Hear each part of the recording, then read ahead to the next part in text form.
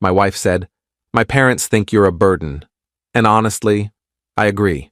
I said, good to know. I didn't react. But at Sunday dinner, when her father suddenly stood up, looked at her, and asked a question that turned the whole table silent, her smile vanished instantly. I'm Derek, 35, and until 2 weeks ago, I thought my marriage was going through a rough patch that we could work through.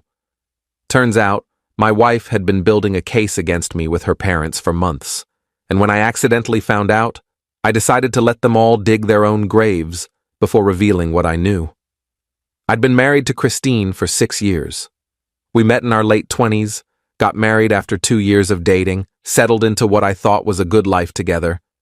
She worked in pharmaceutical sales, made decent money, traveled occasionally for work. I'm a teacher, high school history, which means I don't make pharmaceutical sales money, but I'm not exactly broke either.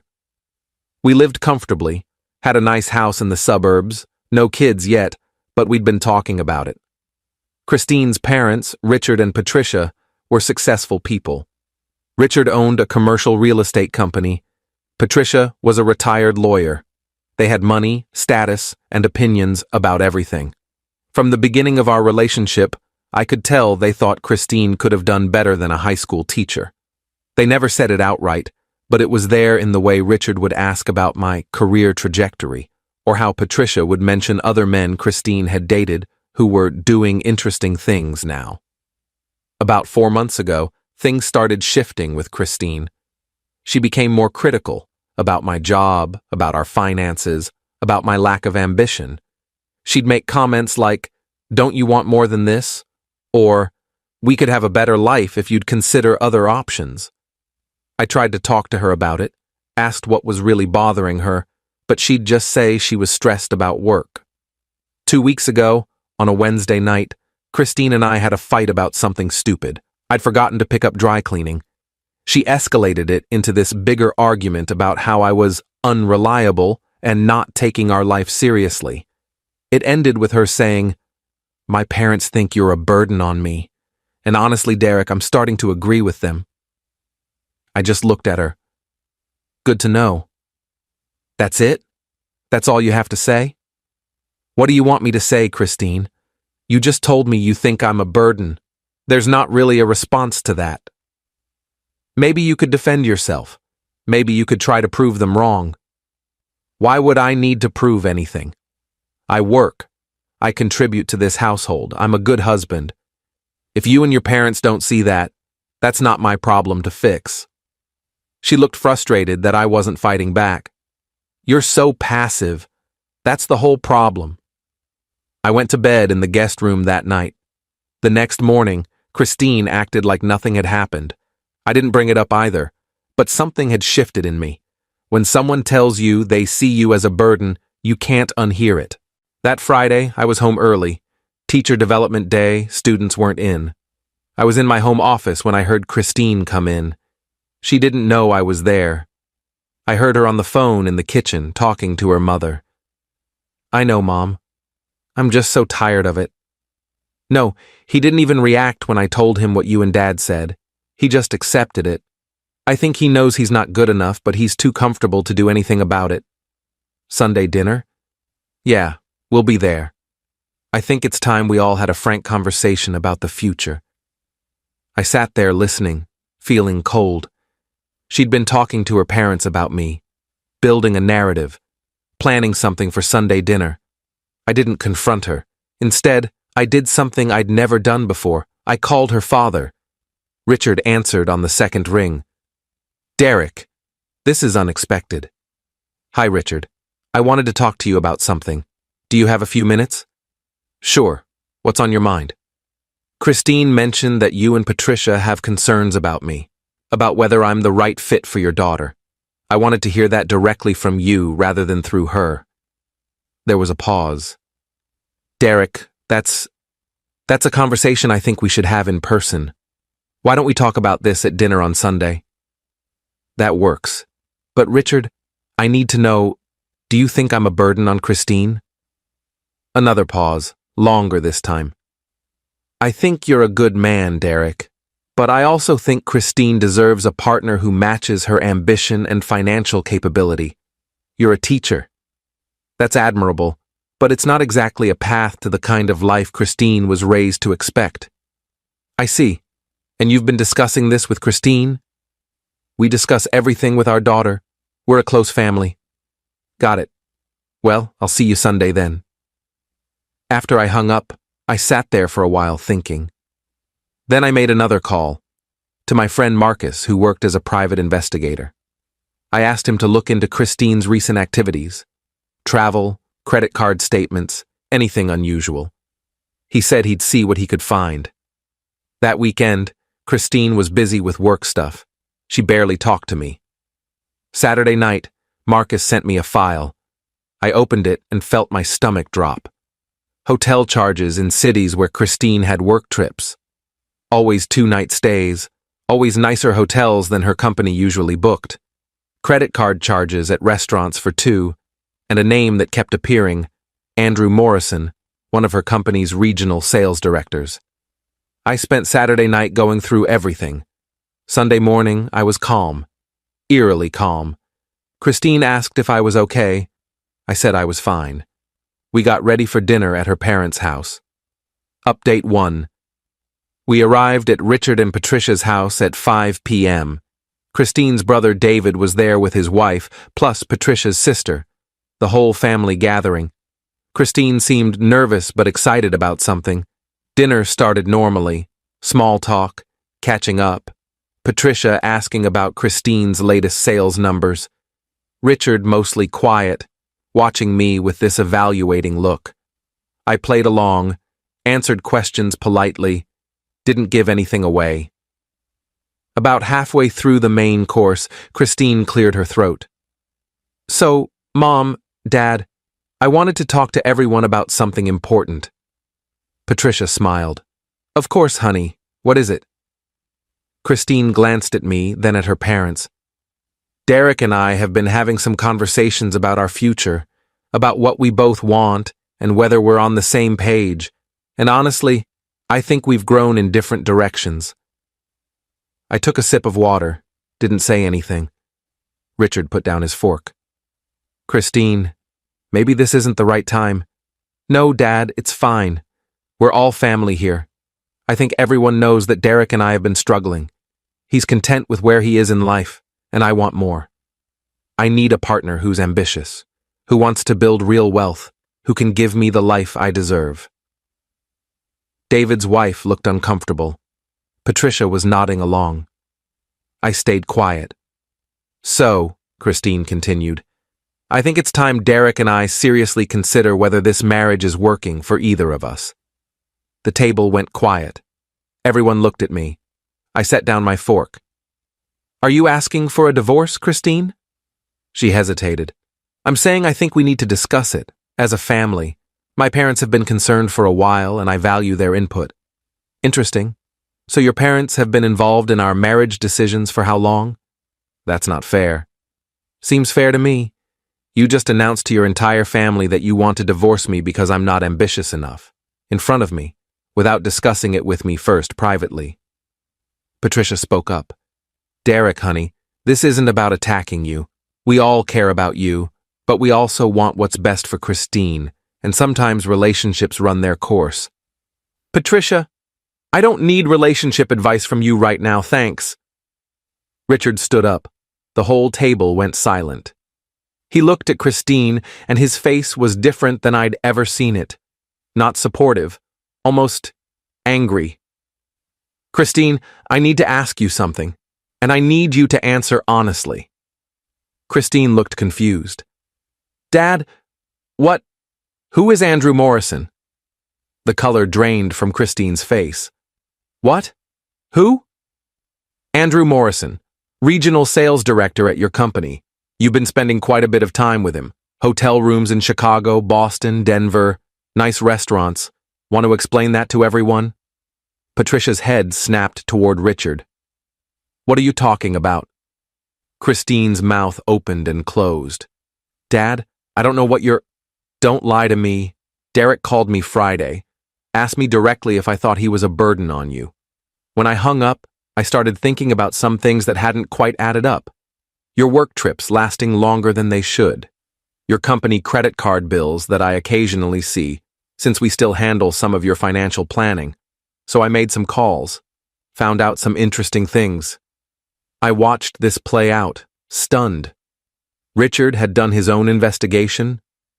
Andrew Morrison is married, Richard continued, has 2 kids, and according to someone in your HR department who I happen to know, there have been complaints about him having inappropriate relationships with women on his team. Is that what you've been doing, Christine? Having an affair with a married man while telling us your husband isn't good enough? The table erupted. Patricia demanding to know what was happening, David looking shocked, Christine trying to talk over everyone, tears starting. Dad, it's not like that. Then what is it like? Because from where I'm sitting, you've been cheating on your husband while complaining to us that he's the problem, making us think he's holding you back when actually you've been sneaking around behind his back. Christine looked at me, desperate. Derek, please. Richard kept going. I told you Friday that I thought Derek was a good man, but that maybe he wasn't ambitious enough for you. You know what I've been thinking about since then? That maybe the problem isn't his lack of ambition. Maybe the problem is your lack of character. Richard! Patricia looked horrified. No, Patricia. Our daughter just tried to publicly humiliate her husband at our dinner table. Tried to get family support for divorcing him because he's not ambitious enough, when the real reason is she's been having an affair. I won't be part of that. Christine was full-on crying now. It just happened. I didn't mean for it to... Nothing just happens, Christine. You made choices. You chose to have an affair. You chose to lie to your husband, to us, to yourself, and you were going to let Derek take the blame for your failing marriage. I finally spoke. I knew about Andrew. I found out Saturday. Everyone looked at me. I had someone investigate when I heard Christine on the phone telling Patricia that we needed to have a frank conversation at Sunday dinner. I figured something was coming. I didn't know Richard was going to drop it like this, but yeah, I knew. Christine stared at me. You knew? And you came here anyway? I wanted to hear what you were going to say. What you were going to accuse me of. Apparently the plan was to make me look like the inadequate husband so you could justify leaving for someone better. That's exactly what it was. You've been building a case against me for months. Telling your parents I'm a burden. Making me look small so you could feel justified in what you were doing. David stood up. I think maybe we should all take a break. No, I said. I want to finish this. Christine, I've spent 6 years trying to be a good husband to you.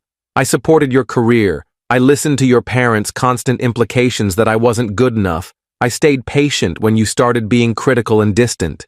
And the whole time, you were cheating and planning an exit strategy that made me the villain.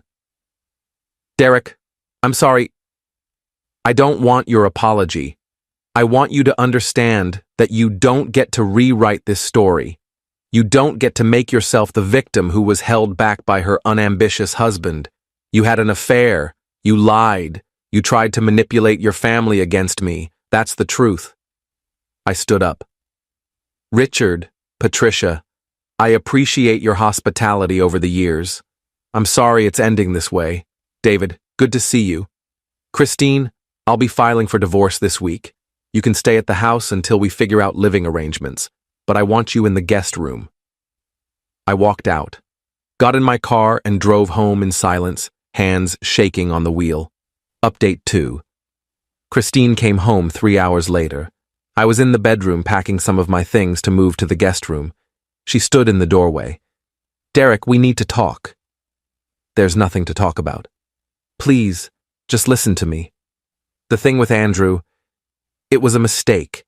It didn't mean anything. I was confused and he paid attention to me and I made a terrible choice. How long? What? How long has it been going on? She looked at the floor. 4 months. 4 months.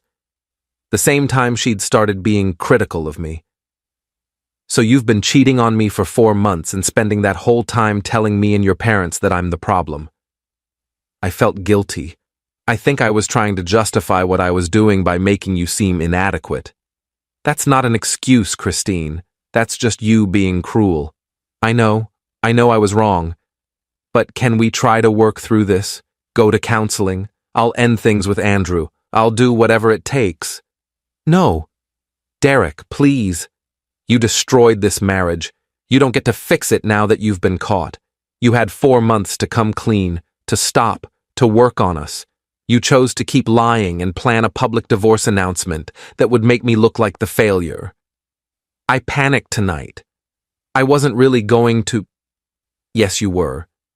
You told your mother you wanted to have a frank conversation about our future. You were setting the stage. The only thing that went wrong was your dad finding out about Andrew and exposing you before you could control the narrative.